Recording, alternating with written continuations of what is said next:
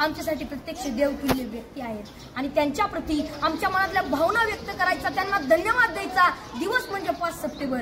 चिखलाच्या गोळ्याला आकार द्यावा लागतो, सोन्याला सुद्धा भट्टीत तापावं लागतं, दगडापासून जर मूर्ती घडवायची असेल तर त्याला सुद्धा टाकीचे गाव सोसावे लागतात. आणि तसंच जर मनुष्य नावाच्या प्राण्याला सुसंस्कारी माणूस घडवायचा असेल ना, बनवायचा असेल ना, तर त्यासाठी शिक्षण आणि शिक्षक दोन्ही गरजेचे असतात. तेव्हाच सुसंस्कारी माणूस तयार होतो.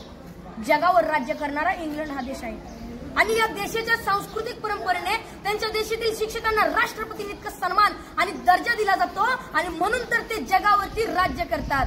ज्याला क्रिकेटचा देव मानलं जातं तो मास्टर ब्लास्टर सचिन तेंडुलकर. त्याला प्रसार माध्यमांनी प्रश्न केला की तुम्हाला एवढी बक्षीस मिळाली, तेवढे पुरस्कार मिळाले, तर त्यातलं तुमच्या आवडीचं बक्षीस कोणतं?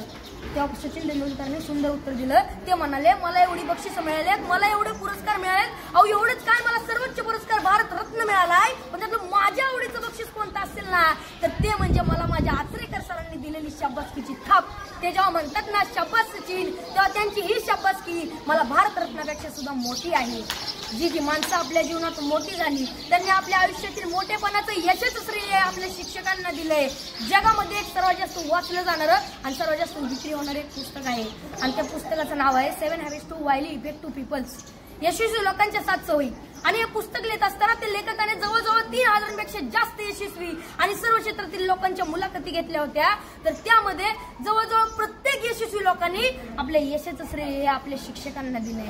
मनाच्या मोठेपणाचं सर्वात मोठं उदाहरण आपल्या शिक्षकांनी आपल्याला केलेल्या सहकार्याबद्दल कृतज्ञता व्यक्त करणे आणि मनाचा सर्वात मोठा खोटरडेपणा आहे की आपल्या शिक्षकांनी आपल्याला दिलेल्या ज्ञानाबद्दल जाण आणि कृतज्ञता नसणे. अशी माणसं फार मोठी होत नाहीत आणि पुढे जाऊन ती तोंडावर पडतात. असंच एका मनाच्या मोठेपणाचा एक मोठा प्रसंग या ठिकाणी मला सांगावा असं वाटतो.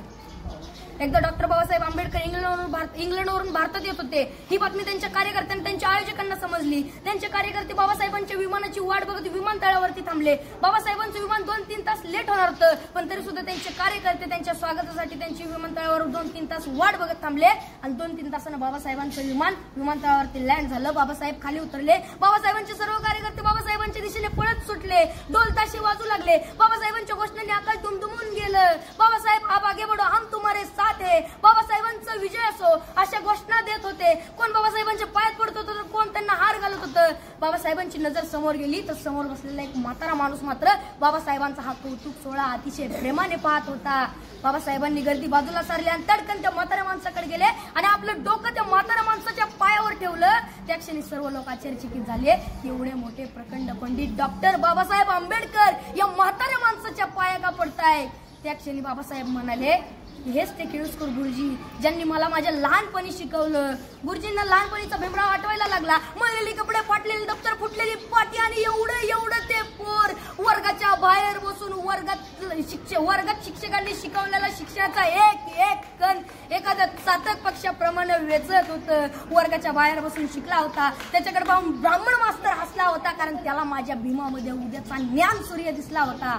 डॉक्टर बाबासाहेब आंबेडकरांना केळुस्कर गुरुजींना प्रचंड प्रेम आणि श्रद्धा होती. मला या ठिकाणी म्हणावं असं वाटतंय, घरट्यातून पिलू उडावे घेऊन दिव्य शक्ती, आकांक्षाचे पंख असतात आणि उंबरठ्यावर भक्ती. तसंच आपण आपल्या आयुष्यात किती जरी मोठं झालं, किती यश संपादन केलं तरी आपण आपल्या शिक्षकांना आणि आपण आपल्या शाळेला कधी विसरलं नाही पाहिजे. एवढं बोलून मी माझ्या भाषण संपवतो. जय हिंद. Very good.